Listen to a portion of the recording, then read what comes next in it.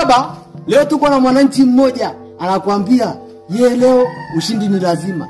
Umuhimu baba kaacha jezi baba. Oa huyu hapa hivi. Ila Simba ya ubaya ubwela umeiona? Achana na Simba kina Saido. Ubaya ubwela kwani mimi sijamfunga? Umemfunga?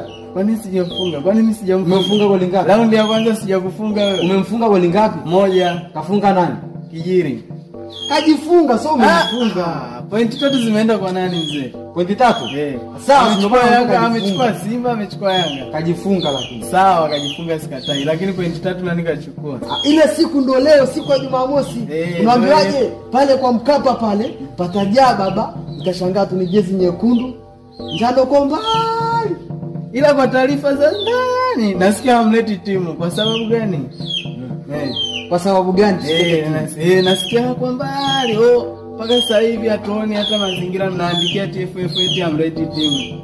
Unaambiwaje? Sisi jana tumeenda usiku saa 4 kufanya mazoezi pale kwa Mkapa. Eti mnatuzia eti uwanja mechi ya kwetu.